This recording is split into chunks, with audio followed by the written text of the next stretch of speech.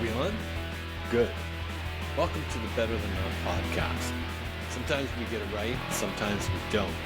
But when we at least do something, we know it's almost always better than not.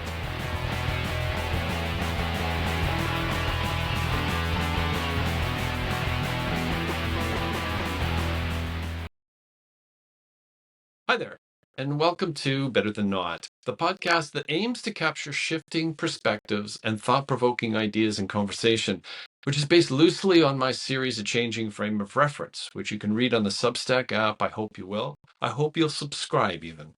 I'm your host, Doug Gardam, and today it's a pleasure for me to welcome back to the podcast Laura Altenmueller. Laura, how are you? I'm well, thank you. Thank you for inviting me to be on your podcast again. Well, I was going to say it was a real fortune for me, and I had been thinking about you with we having gone to video now, despite some of our technical difficulties we're going through. But it was great when you reached out as far as what you're doing. Laura and I've not actually met Laura in person. I've seen her in person. Last summer, she was on the podcast, episode number 46 to be precise. And I had seen her perform at the Matt Squee Auditorium here in Abbotsford, and I was just swept away by her performance on the piano. Laura is a pianist and a music teacher. She also holds her she's a doctor of musical arts. And I think that's kind of equivalent to a PhD in a Well, sense. technically it's a performance doctorate. So there's a Okay. little less research and quite a bit of performing, but it would be considered like the performance equivalent of a PhD. Oh, cool. So with this, and that's what became very evident to me in watching her perform. She literally played for over an hour and a half with I will say, a brief intermission, alone on stage with her and a grand piano. And it was a stunning performance. I've not had music in a live format take me away like your performance did that night.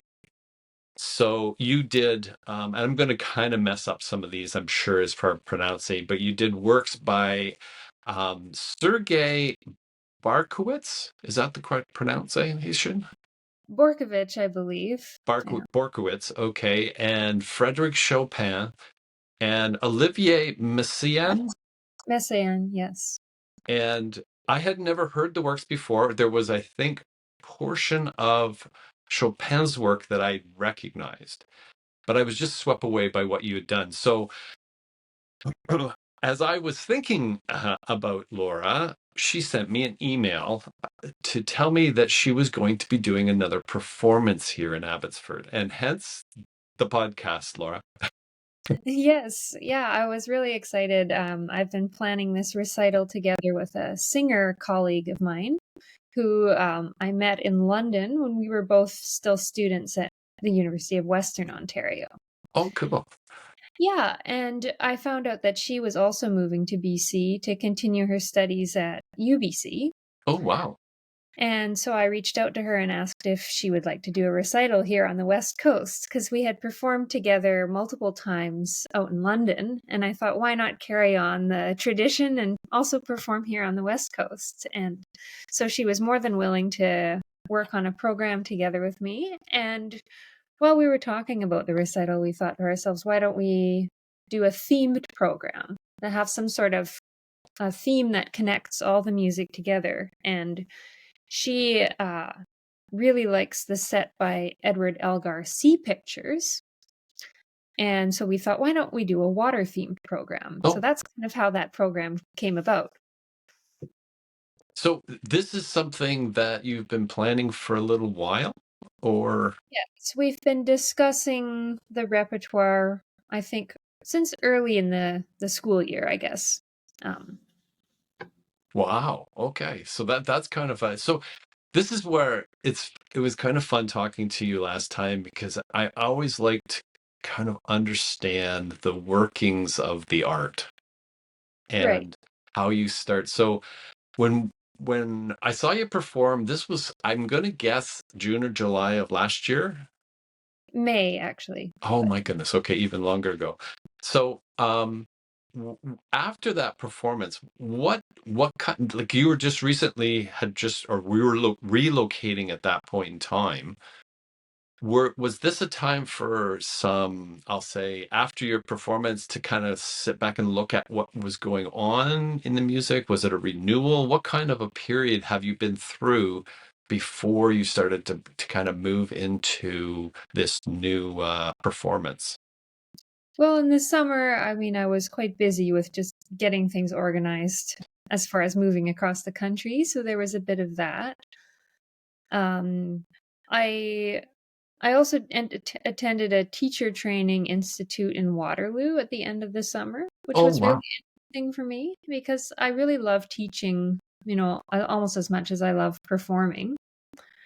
And so this institute in Waterloo was a chance to meet some other piano teachers, to share ideas and strategies. And it was a really wonderful time and very inspiring to see some very experienced teachers working with young students. And then I took a lot of notes on like the strategies they used. It was very interesting to me.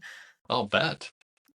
So during that, like, are you starting to already be thinking, what's next? What am I going? Because you kind of, in the last podcast, went through how you picked the work that you chose to do.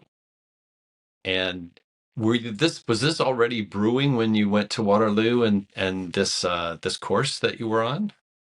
Yeah, so for the last few years, I've been taking teacher training courses, focusing on the Suzuki method. So I don't know if you're familiar at all with the Suzuki No. method, but maybe I'll just explain a little bit for our Great. listeners. So the Suzuki method was developed by a Japanese violinist, and he called it the mother tongue approach. And it's focused on learning music by ear first before learning to read music, much like we all learn our own first language. Hmm. And so he thought that if the children are surrounded by good music, they hear a lot of performances, and they learn to play first and then learn to read later, the approach will be more natural. Wow. And so this was kind of a new idea because a lot of music curriculum starts with reading music, from the very first lesson. For sure. But what he observed that for the children, it was kind of a painful process because the reading is so slow that they're playing a lot of very slow music, and children like to do, faster things as well. So when I heard about this method, I thought it seemed like such a wonderful natural approach. I wanted to learn more about it. So for the last couple of years, I've traveled to a few of these institutes to learn more from these experienced teachers, and it's really been a wonderful experience. I'll bet. Like when you describe that to me, it almost is like you're going back to how, like, we've talked about music being such a connection with our emotions. And to me, that method would, like, it's coming out of you versus like going into you via your sight of reading music. Yeah, and I think it's quite natural for the kids because they're not struggling to figure out what the notes are. They're just like, if they can hear it, they can play it. Oh, yeah. No, to me that I've not heard of this, but it makes a huge amount of sense to me, especially with music. And like you said, with language works that way. But I so much, it's like often you'll hear of performers that are not musically trained. They've just picked it all up by ear. And I think of my training, I learned through reading first and then started to pick things up by ear. Right. That's actually how I was trained as well. Like I learned reading kind of alongside learning to play, but I think it's a very natural approach to learning music, and I've seen that the kids they get really excited to play melodies that they already know by ear, like Twinkle Twinkle Little Oh Star yeah. is the first thing they learn, and it's quite easy for them to figure out the notes and the rhythm because they already know how it goes. They can sing the song to me, and so I think all that early ear training is very valuable. So do you already like take that into how you do your teaching? Yes, I do. Like I have a mix of students. I have some that I teach the Suzuki method to, and then I have some that I teach what would be considered a more traditional approach. Hmm. And I mean, I think both work, but I love the way the Suzuki approach nurtures their ear training so early on. Well, it would almost bring I'll say a more enjoyable part to learning music too, because like you commented about the kids liking to play what they hear. Yeah. And so often when you're just getting introduced to it, like you're thinking, oh, I'm going to get to play what I heard on the radio. And then you sit down in front of like music notes of often classical music that you're not familiar with. And so this is a switch to that to me that would really, I mean, you really kind of find out who connects musically with playing or performing. Yes. And I mean, of course there's benefits and drawbacks to both methods. But I've really enjoyed learning more about the Suzuki method, and I'm really seeing that a lot of my students that are Suzuki students, they really connect to it, and I've seen really lovely progress throughout the year. Oh, that's really fun with students too. In extending that to your own playing, has it had impact on how you look at playing, like and performing what you choose to do?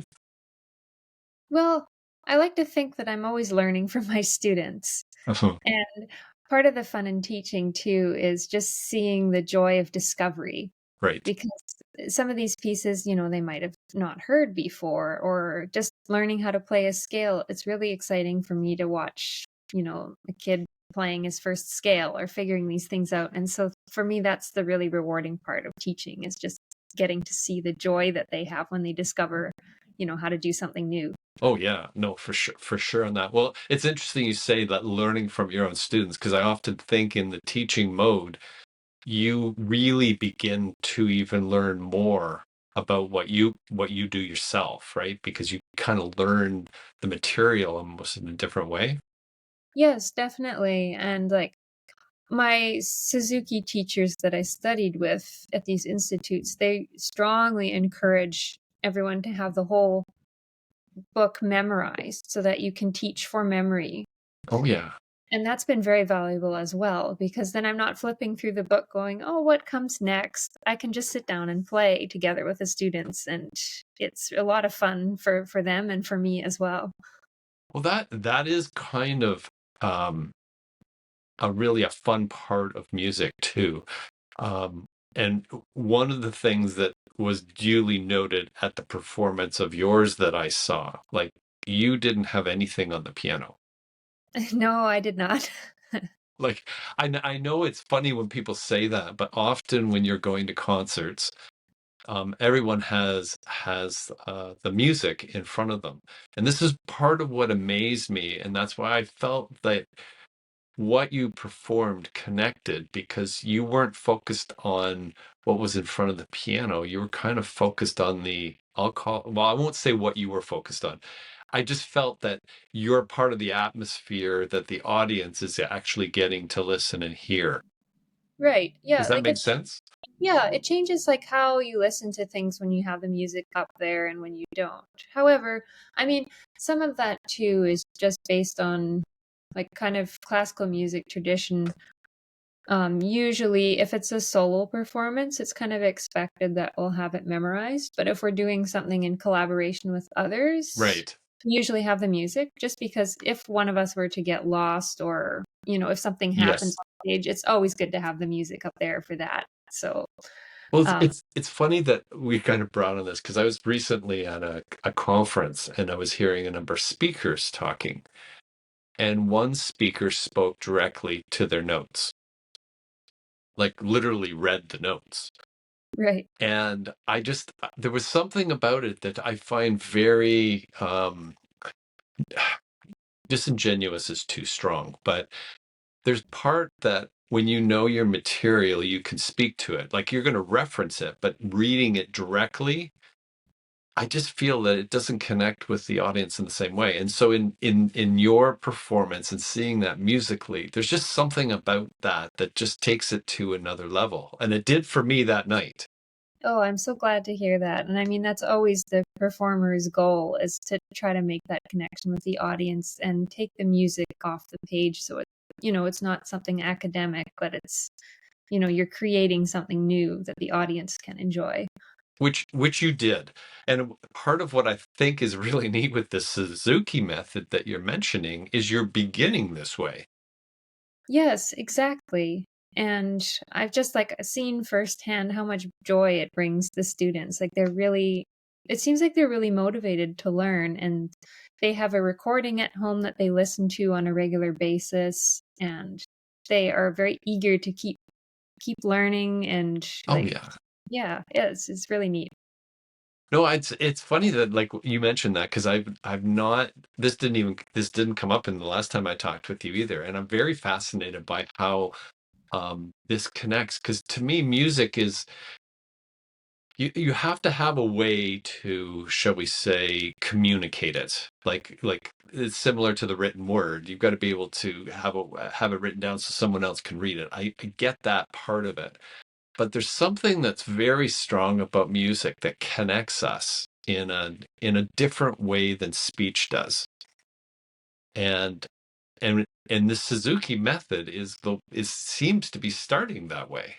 Yes, it's really wonderful. And I found too that some of my Suzuki students, they get sort of inspired to create their own music as well. Like I had some students just this past week that played some variations on Twinkle Twinkle Little Star, and it was really neat like how creative they were with it. Well, it would almost inspire that, right? Like then like now I can try this. I can try this. You're not like locked into the note that's on the on the page in front of you that you have to play, right? Yeah, it gives them a bit of freedom in exploring the music, which is really neat. So, Laura, do you teach here in Abbotsford? I do. So I teach a few days here in Abbotsford in a private studio. And then I teach a few days a week out in Langley at the Langley Community Music School. Okay, so if someone, well, we'll try and post this as we post this podcast as well. If someone's looking for a music teacher, to be able to get a hold of you is what I'm kind of thinking of. So for the recital that's coming up, you talked about wanting to deal with water. Yes. How did you can you describe like how you've gone through? Like it was very interesting the last time because you said when you found out about Brahms, it changed your life. Yes. Yeah. And I always think it's neat how one artist's work can just greatly impact another artist's work. Like there's just something that gets connected that's beyond what our material world knows about, so to speak.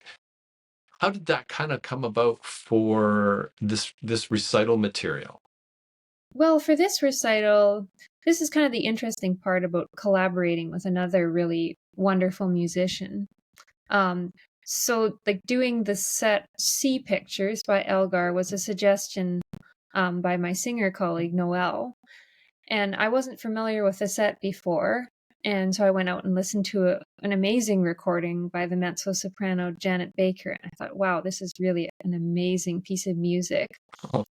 And then as we were talking, we thought it would be really neat to do a whole program about the themes of water because there's so many different ways that water can be depicted in music. Like you can have something really dramatic and powerful, like ocean waves in the Yeah. storm, or you can also have tiny little water droplets, represented by some quite quiet music. So it's kind of neat that we were able to find music that depicts water in such a variety of ways. Well, the other part that's interesting about water is without it, we don't really exist. Yeah, so there's a connection to we need it to live, and yeah, so it was kind of neat to see how many pieces we found that did use water in the text of the poetry. So when you chose this work, did you then go out and extend it to more work that's around water? Is that what I'm hearing you saying? Yeah, so we found works by four different composers: Rachmaninoff, Roussel, Schubert, and Elgar. Oh, wow. Okay. And so they all depict water in different ways. And like in even within one composer, there's lots of different variations in how the water is depicted. Like there's some very quiet, kind of softer, like gentle waves, and then there's more stormy sections. And yeah, it's a very exciting program. So each of these pieces were written with a lyric as well? Yes, because it's for voice and piano. My singer colleague, she will be singing in poetry in several different languages, and then I'll be accompanying on the piano.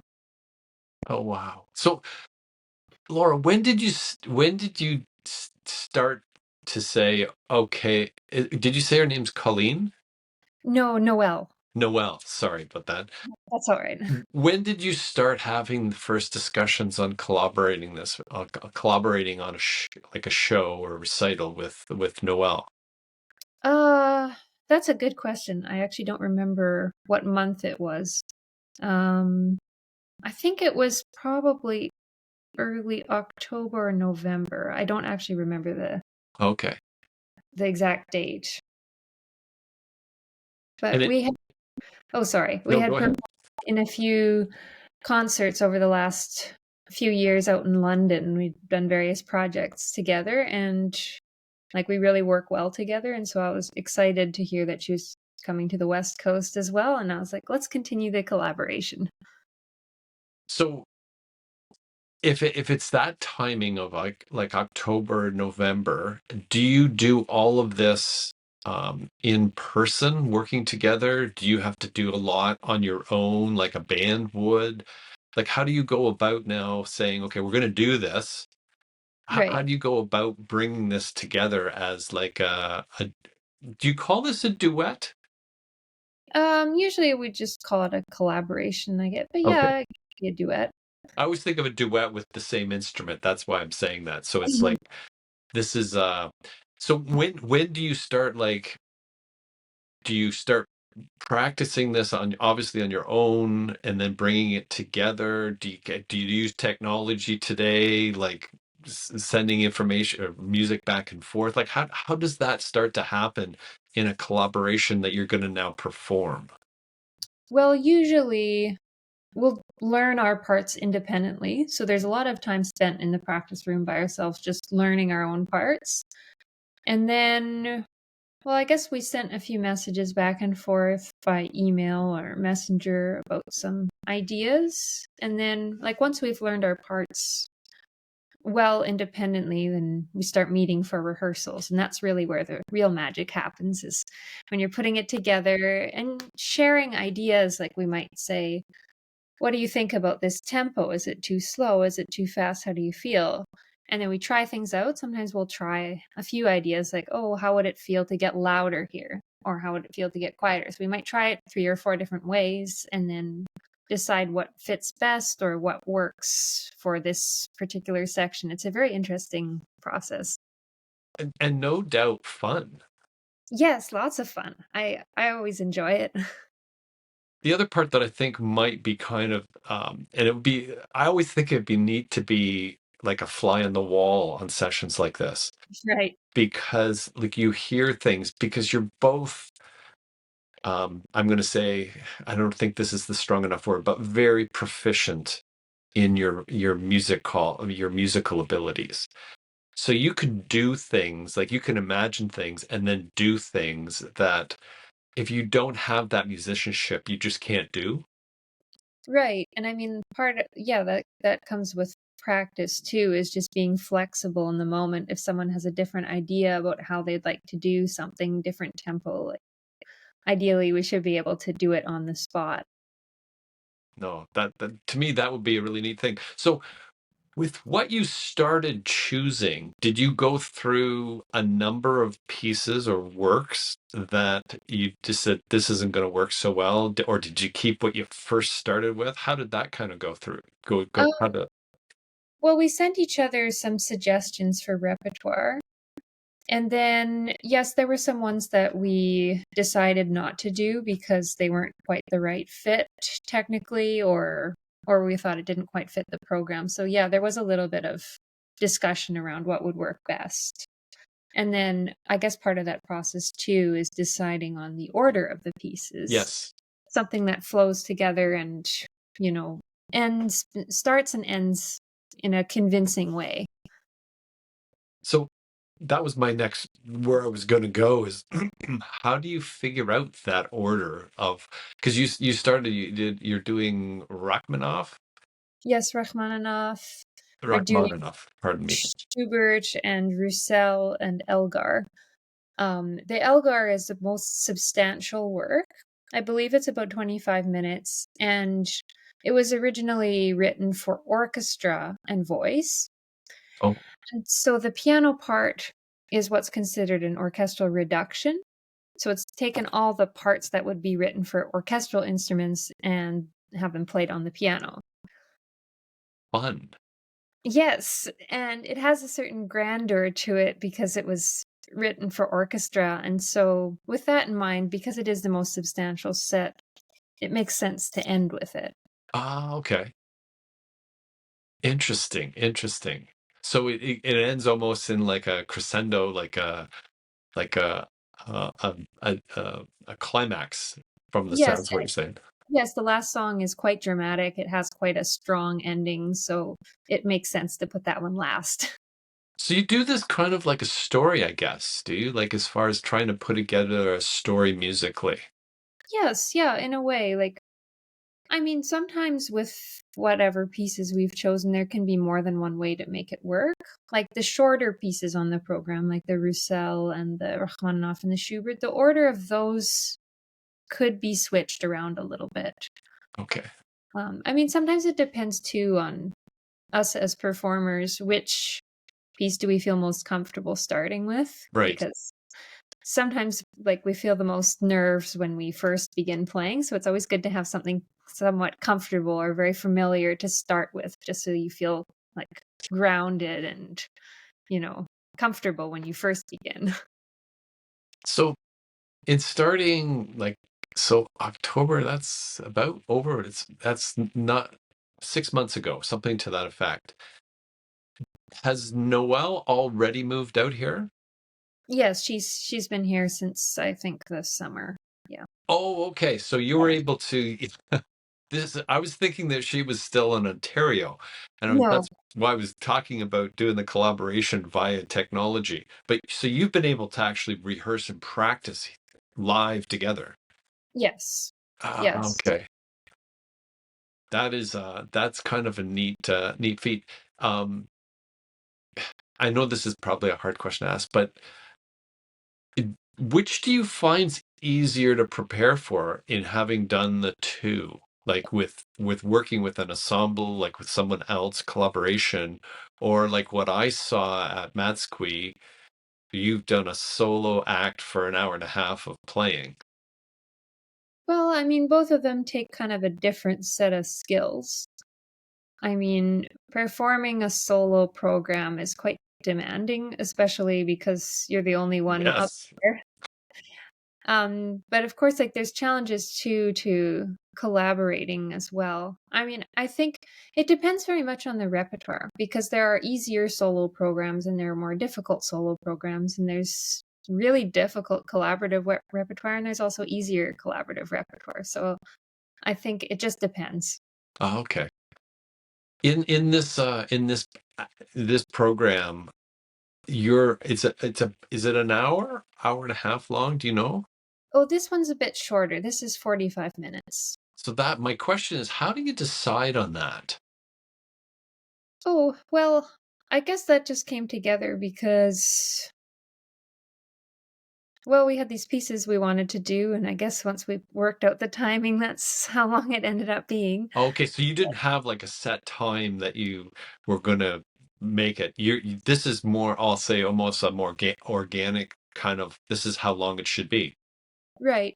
I mean, sometimes picking a concert program depends on like who's organizing the concert Right, because this one was self-organized, like the two of us put it together, we had complete freedom as far as like how long the program goes. right.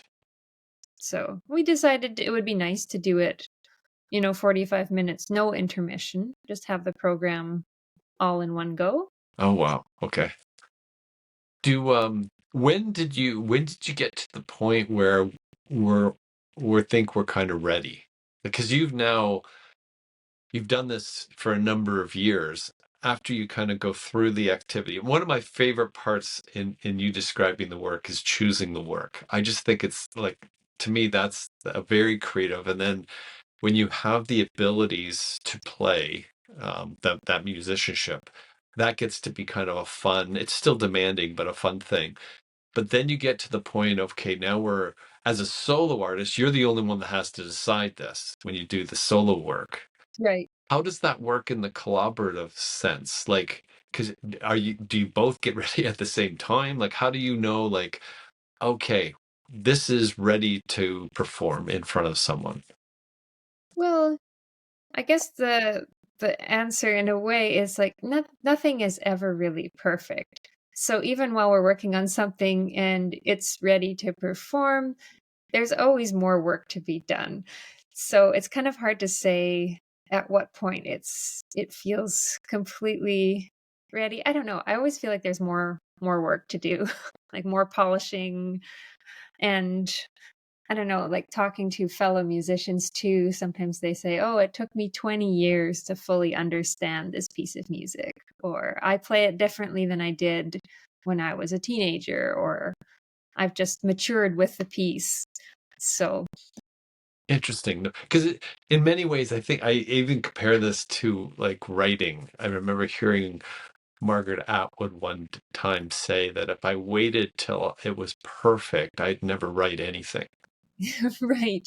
Yeah, it is an artistic process that way. It never quite feels like it's perfect. There's always more work to do. So this is another one that I find kind of intriguing is when you're performing. So one of the questions, are you going to be doing this performance multiple times in different places, or has that not been decided yet? That's to be determined, but usually I like to see if there's more than one opportunity to perform a program. Hmm. I mean, for now, this is the only one we have scheduled, but we might come back to it at a later point and perform it again. So we'll do this at the end, but I want to make sure you're going to be performing April 13th. It's a Yes, Sunday, yes, and it's at Calvary Presbyterian Church. yes. So it's at Calvin Presbyterian Church at 7:30 p.m. in Abbotsford.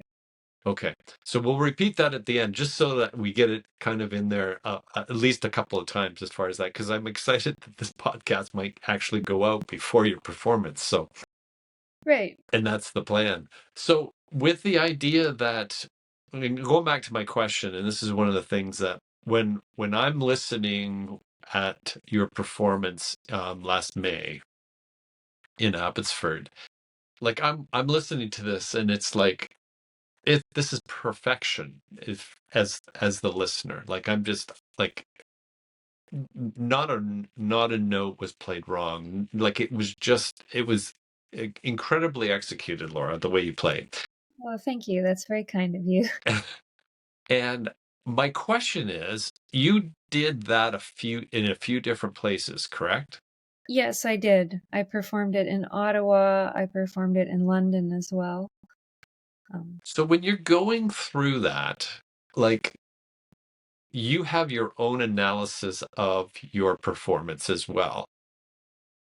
Is there the parts that you go back, or maybe you don't do this at all? I'm asking you, as far as the performer goes, like, it's like, that part right there, that wasn't right. That part, I've never played it that well before. Do you go through this on your own?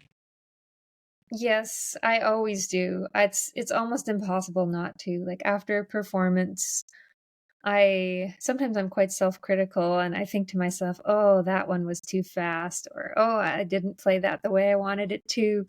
So, it's kind of a brutal process sometimes after a recital going through everything in my mind and thinking, "Oh, I could have done that better." Oh, okay. Do you video the performances to review later? Sometimes I do, sometimes I don't. And actually, while I'm practicing, like not performing, but practicing, I do a lot of practice run throughs. Well, pretend it's a performance.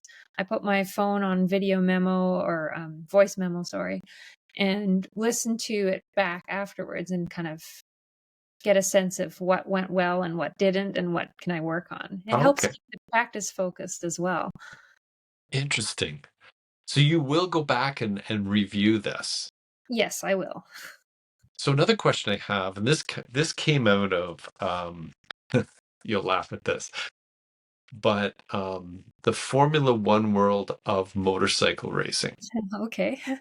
And they captured, I think this was real. I don't know for sure because I don't pay a lot of attention to it. I just saw this story. It was like on Instagram or something. And it was a young man.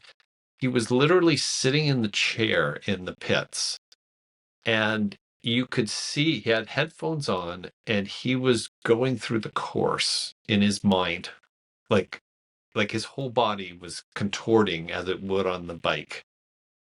And I thought, do you do things like that when you're prior to performing to like visualize how this goes through or no? Yes, absolutely. I mean, I like to think my way through the music.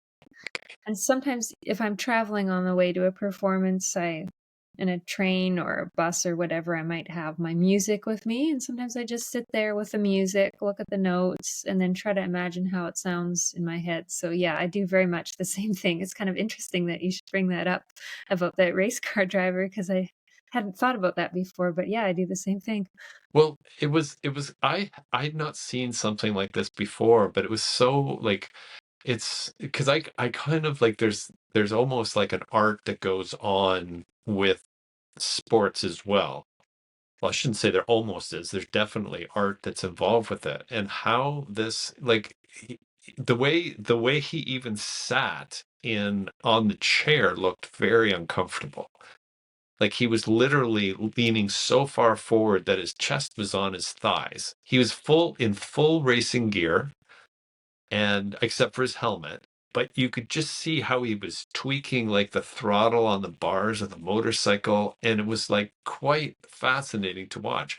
But I can remember going to um, exams for the conservatory, and some of the candidates that were up for testing would be practicing like in the air.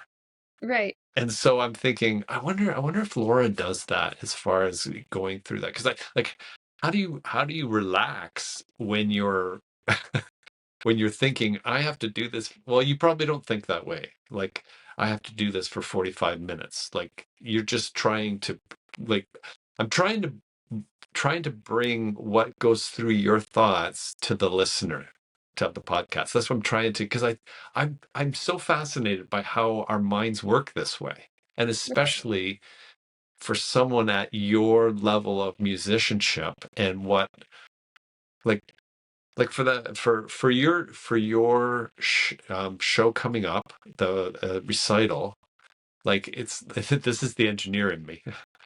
Like how many notes would you play?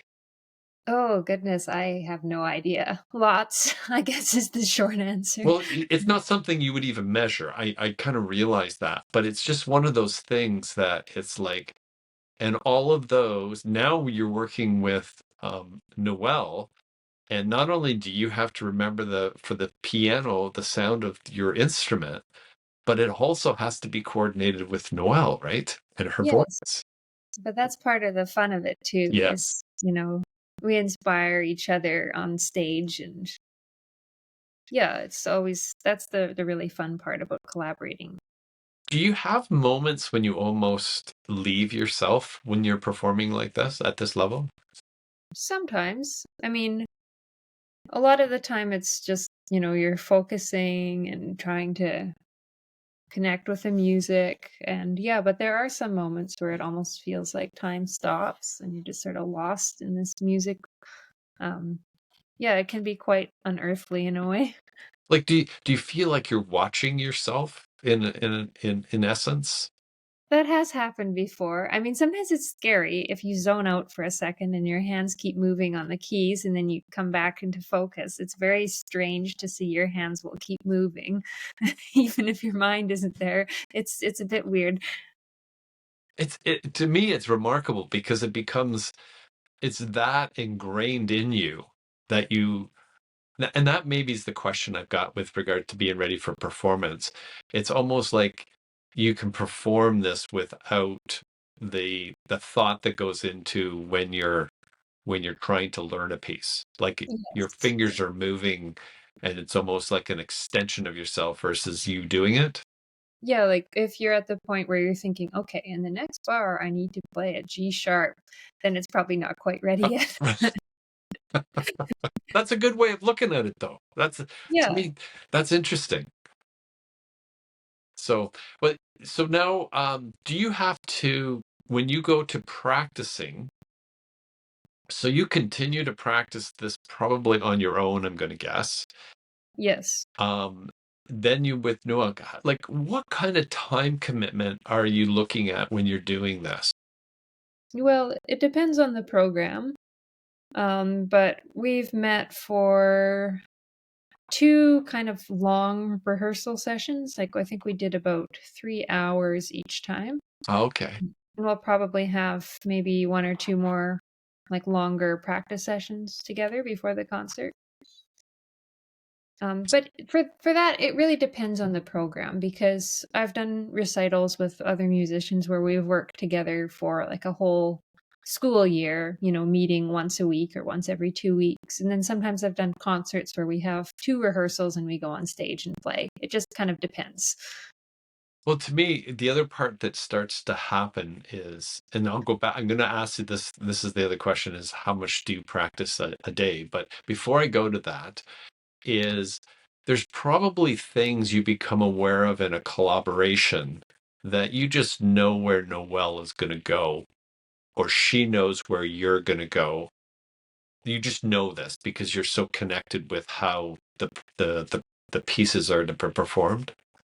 Yeah, well, we sort of like there's always you can kind of sense what someone's about to do if you're really like tuned in. Like Right. for example, if I'm working with someone and I notice that um they're breathing a certain way, or Oh, wow. I don't know, I can sometimes sense when they want the tempo to be faster, for instance, That's or yeah. you you do get those senses that happen, right? And like sometimes on stage, like we need to do things to communicate to each other. Okay, this is too slow, or this is too fast, or we need to get softer. So And I don't and that and that's not apparent to the audience at all. Not necessarily. The musicians who've been there, they might know, you know? Like, I find it interesting because I have a lot of friends who are also playing and performing at a pretty high level. When I watch them perform, if something's going badly, sometimes I can tell that they're stressed just by watching them. Right. And so they can tell that too if they're watching me. They're like, "Oh, you looked a little bit stiff in that one part. Were you worried about something?" Or yeah. Interesting. Well, again, I come back to like a sports comparison. It's like playing hockey. And when you're on a team and you're in that kind of zone, you just know where your winger is going to be. And like you don't even necessarily have to look. You just know they're going to be there when you're really in the mode. And I'm thinking in a musician world, especially when when you're collaborating, there's certain cues that you learn from each other that you may not even be aware of. But like you said, if you're seeing like you're knowing and sensing her breathing and you can kind of we need to speed up, all right? And I find like you almost do that unconsciously, Yeah, like it's very intuitive. I don't really think about it too much. Like I'm just sort of aware of it, I guess. No, that's so cool. Laura, I'm I'm noticing we had some technical difficulties when we started today. You have a time that you have to you need to go, I think, right?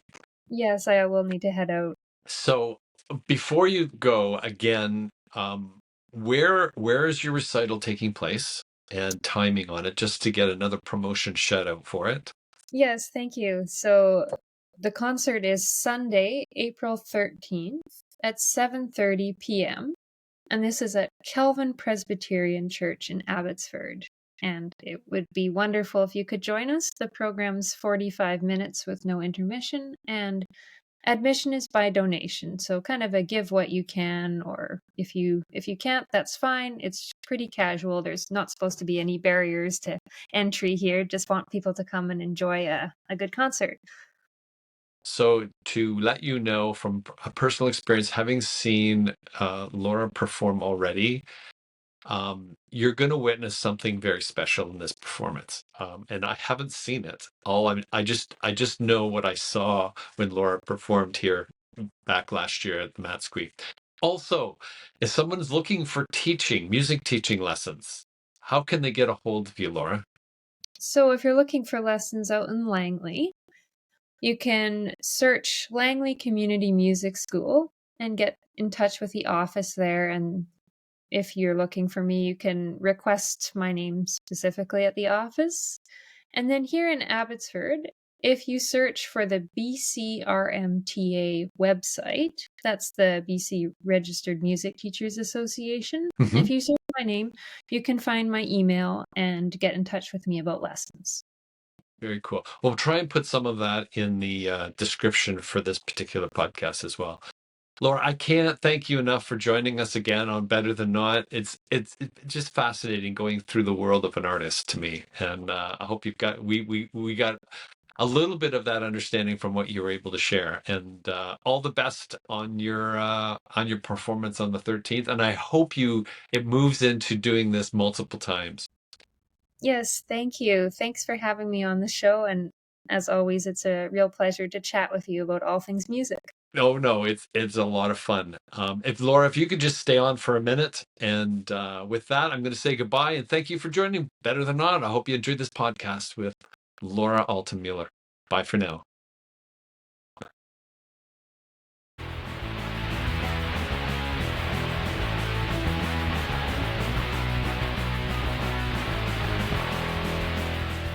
Are we on?